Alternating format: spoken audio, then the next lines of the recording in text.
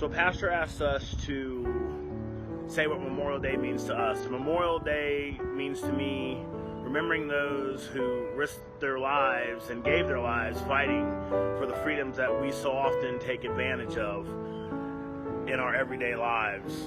I am grateful to the men and women who served and risked their lives and lost their lives so that we can live in this great country that we live in.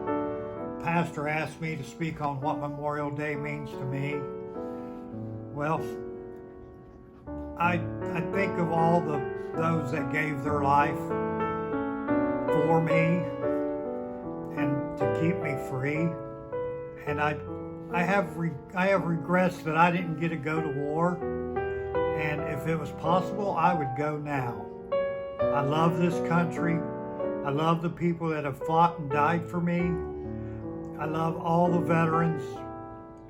I just think that's the greatest thing in the world, is to serve your country. I love this country. There's no other country I would rather be in. You know, Memorial Day to me means respecting and honoring those who have died and served this country, that has put their lives on the line for us as a nation, and I respect that. I love them, and I pray for their families every year. Memorial Day is a time to reflect and honor those men and women who have died serving in the U.S. military. It is a time to remember all their sacrifice that they fought and died to give their life for this country. This is especially important to me since my father was killed on Iwo Jima Island in World War II. I often think how different my life would have been had he lived. And I think of the great sacrifice of the men that gave their lives, but I also think of the great sacrifice of the families that could not be with them.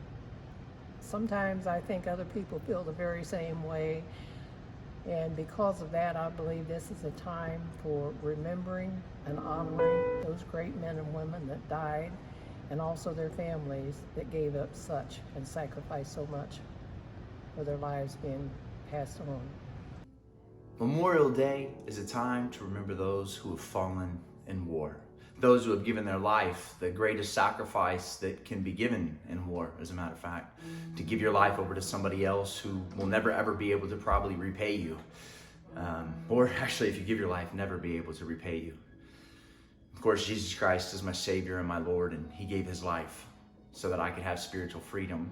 But today we celebrate men and women, nurses, doctors, warriors, technicians, people who went to the war side with people like me in mind, and they gave their life there. They gave it all.